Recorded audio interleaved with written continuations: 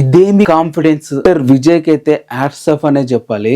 అసలు నరేంద్ర మోడీ, అమిత్ షా లాంటి పెద్ద పెద్ద పొలిటీషియన్స్ మన జాతీయ స్థాయిలో బ్యాక్ టు బ్యాక్ కంటిన్యూస్ అవుతున్న లీడర్స్ దగ్గర నుంచి పిలుపు వచ్చినా కూడా వాళ్ళు ఎన్డీఏలో చేరండి, మీకు దాదాపు 80 నుంచి 90 సీట్లు ఇస్తాము, అలాగే పవర్ షేరింగ్ కూడా ఇస్తాము, డిప్యూటీ చీఫ్ మినిస్టర్ చేస్తాము, లేకుంటే 2.5 years మీకు సీఎం గా చేస్తాము అని చెప్పి ఎన్ని ఆఫర్స్ ఇచ్చినా కూడా బట్ అన్నిటిని రిజెక్ట్ చేసుకుంటూ వస్తున్నాడు విజయ్. ఈ రోజు విజయ్ వచ్చైతే అఫీషియల్ గా మీడియా ముందుకు వచ్చైతే మాట్లాడడం జరిగింది. తన మీడియాలో ఏం మాట్లాడుతున్నాడంటే, సోషల్ మీడియాలో నేను బీజేపీలోకి ఎన్డీఏలోకి చేరుతానని చెప్పి తప్పుడు ప్రచారాలు అయితే చేస్తున్నారు, అటువంటి వేటిని నమ్మకండి, ఎట్టి పరిస్థితుల్లో కూడా నేనైతే అటు సైడ్ కూడా వెళ్ళను అని చెప్పి అయితే అంటున్నాడు. అండ్ అంతేకాదు, నా అజెండా వేరు అండ్ నేను నమ్ముకున్న సిద్ధాంతాలు వేరు, వాళ్ళ సిద్ధాంతాలు వేరు, ఎట్టి పరిస్థితులు కూడా అటు సైడ్ వెళ్ళడానికి అయితే నేను అసలు ఆలోచనలో కూడా లేదని చెప్పి అయితే అండం అయితే జరిగింది. సో మరి ఇది విజయ్ తలపతి గారి కాన్ఫిడెన్స్ చూస్తే, తను సీఎం గెలవకపోయినా గానీ తనైతే గెలవాలి అని గెలిచి తన ఏంటో తను ప్రూవ్ చేసుకోవాలని చెప్పి అయితే కోరుకుంటున్నాను.